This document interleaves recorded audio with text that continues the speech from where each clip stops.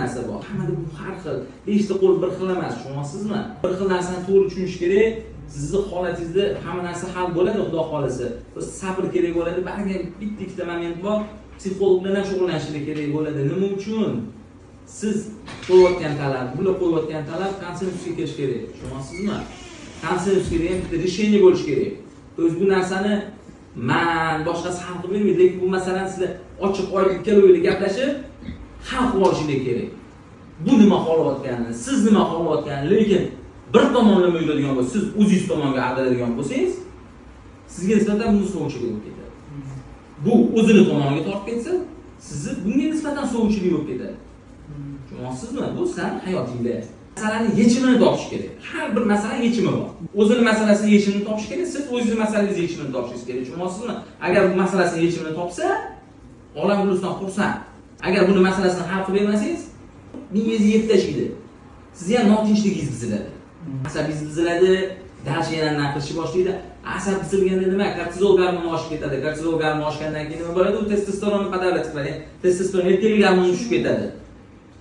Tushib ketgandan keyin kelasiz. Yana xirapasha deydi, holaga olib kelganda. Tushunyapsizmi?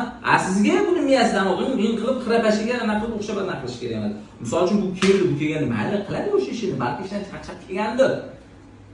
Siz bunga yaxshi gapiring, ovqatini bering, bir soat uyqusini tortsin, uxlasin-da, uxlagandan keyin bo'ldi. Damingizni oldingizmi? Hammasi zo'r bo'ladimi? O'tirib uxlab qoladi. Hali uyg'otib oling unda. Unda o'shaning uchun, ana ko'z yetyapti.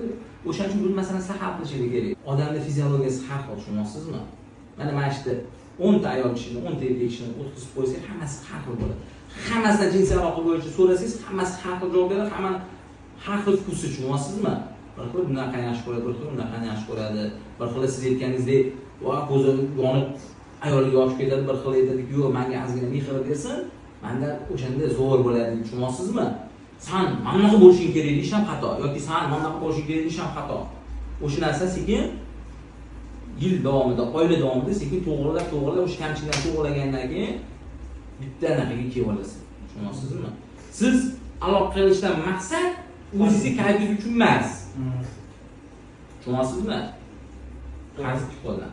Aloqa qilishdan maqsad bularni qondirish. Bular qoniqqanlaridan keyin siz tinch yurasiz. Sizga reallik bo'lmaydi.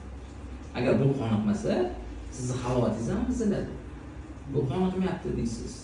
Nima qilyapti? Bu qoniqmagandan keyin nima qiladi? Hayoli buziladi. Yozib bergan dorilarga qoniqtiradigan darajada yaxshi bo'lsa, men qoniqtiraman. Ko'rmayapman. Bu yozib berdi, hamma narsa doriga